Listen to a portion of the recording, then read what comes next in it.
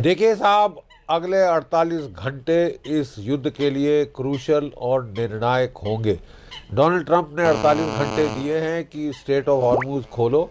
Iran नहीं तो मैं आपके सारे न्यूक्लियर प्लांट्स और ये वो पावर प्लांट सब मैं उड़ा दूंगा। ईरान ने बोल दिया है ठीक है साहब, आप वो करो, हम भी सारे जो रिफाइनरीज और गैस फील्ड्स हैं हम राख कर देंगे नंबर 1, और पानी जो भी डिसैलिनेशन प्लांट्स हैं हम खत्म कर देंगे। कई खाड़ी के देश तो 80% पानी उनका बेचारों का आता है फ्रॉम द डिसैलिनेशन प्लांट्स। उनका क्या होगा? डोनाल्ड ट्रंप साहब ने उनसे पूछा है, बात करी है। कतर के तो 99% डोनाल्ड ट्रंप साहब ने घोड़े पे चढ़ के ये लड़ाई शुरू करी थी। हैं जी? हेलो हेलो, मैं ये कह रहा हूं कतर का तो 99% डिसैलिनेशन के जरिए आता है पानी। नहीं नहीं, वही मैं बता रहा हूं कि वो गल्फ स्टेट्स में त्राहिमाम हो जाएगा साहब। उस वक्त आप क्या करेंगे? गल्फ स्टेट वाले तो बोलना शुरू करेंगे बड़ी गलती करी हमने अमेरिका से दोस्ती करके, उन्होंने तो हमारा तबाही कर पे, वो आखिरी गल्फ सिटीजन तक वो लड़ना चाहते हैं। ठीक है, वो कह रहे हैं कि गल्फ खाड़ी, गल्फ को खोलने के लिए नेटो अपने जहाज भेजे। आप अपने एयरक्राफ्ट कैरियर तो वहां से भगा लिए। जेराल्ड फोर्ड वापस अमेरिका जा रहा है, इब्राहिम लिंकन वापस अमेरिका जा रहा है। ठीक है साहब, इब्राहिम लिंकन वापस अमेरिका जा रहा है। आप कह रहे हैं कि जो यूरोपीय देश हैं वो अपने डिस्ट्रॉयर फ्रिगेट भेजें ताकि लड़ाई शुरू करी अमेरिका ने, मरे उनके नाविक।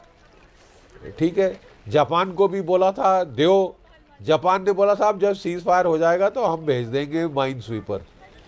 हर किसी के वो दुम मरोड़ने की कोशिश कर रहे हैं। देखिए, एक मैं आपको बड़ी ज़रूरी खबर दे दूं आपकी चैनल के माध्यम से। पिछले 48 घंटे में खबर आई है, अभी तक मेन मीडिया में नहीं आई। रूस ने अपने 17 आंतनोव 124 जहाज भेज के 4 batteries S-400 surface to air defence missiles वहां पहुंचा दिए हैं। इन्होंने परसों एक F-35 मार गिराया स्टेल्थ फाइटर, कल 3 F-16 मार गिराए, आज 2 F-15 मार गिराए हैं। अब आप जो भी करेंगे साहब आपको कीमत चुकानी पड़ेगी। अभी तक फ्री रन था ओवर ईरान, जहां मर्जी जाके मारो, आयतुल्लाह मारो, जनरल मारो। मैं जो चाह रहा था जनरल बख्शी सुनिएगा, मैं यही आपसे जानना चाह रहा था, क्योंकि आप एक्सपर्ट हैं मिलिट्री स्ट्रैटेजी के, ये युद्ध किस आयाम पर, किस मकाम पर पहुंच गया है? जो आपने रशिया की भी जानकारी दी, हमारे पास भी वो जानकारी आई। क्या हम तीसरे विश्व युद्ध की तरफ जा रहे हैं, या ये सन की फितूरी ट्रंप जो चला था दुनिया का लठैत बनने, ये ऐसा फंसा दिया नेतन्याहू ने, अब उसे ये नहीं मालूम युद्ध से निकलूं या युद्ध में अटका रहूं? ये क्लियर एंड प्रेजेंट डेंजर है, या ये ट्रंप कहीं फंस गया है या फंसा दिया है नेतन्याहू ने? ट्रंप बुरी तरह से फंसे हैं, और मैं बताना चाहता हूं कि उनके जो नेशनल इंटेलिजेंस के जो हेड हैं रॉबर्ट केलान, उन्होंने अपना इस्तीफा दे दिया है। उन्होंने कहा कि साहब देखिए, युद्ध शुरू होने 11 दिन पहले से मैंने 7 बार इनको ब्रीफिंग दी, इनको समझाया कि Iran gulf of Hormuz block कर सकता है, खाड़ी देशों पे हमला कर सकता है, इन्होंने हमारी काफ़ी कैजुअल्टीज़ हो सकती हैं, एक नहीं सुनी साहब। और इसके चलते इन्होंने बुरी तरह फंस गए हैं, ना थूक सकते हैं ना निगल सकते हैं। ठीक है, ये कुछ दिन पहले विक्ट्री डिक्लेयर करके ऑफ रैम्प चाहते थे। इन्होंने सोचा था कि मैंने ईरान को ऐसा धराशायी कर दिया है कि वो ऑफ रैम्प लेके मेरे पाँव छुएगा। पाँव छूने तो दरकनार साहब, उसने बोल दिया you may be finished, I am not finished.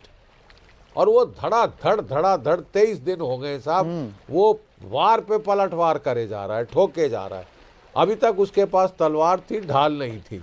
अगर ऐसे में एक और 400 आ दिलचस्प गए हैं चीज तो हुई ये बड़ी है तगड़ी ढाल जनरल आ रही है। बख्शी, डोनाल्ड ट्रंप एक दिन पहले तो ये कहता है कि भाई युद्ध समाप्त होने के कगार पर है, अब कह रहा है 48 घंटे में हॉर्मूज खोल दो वरना मैं तुम्हारे पावर प्लांट्स, न्यूक्लियर प्लांट्स पर हमला बोल दूंगा। लेकिन 22 देश, जिसमें यूएई भी शामिल है, जिसमें जर्मनी भी है, ये लोग गुहार लगा रहे हैं ईरान से कि भैया मान जाओ, ये तलखी ना रखो, खोल दो हॉर्मूज। इसे आप किस तरह से देखते हैं? हेलो।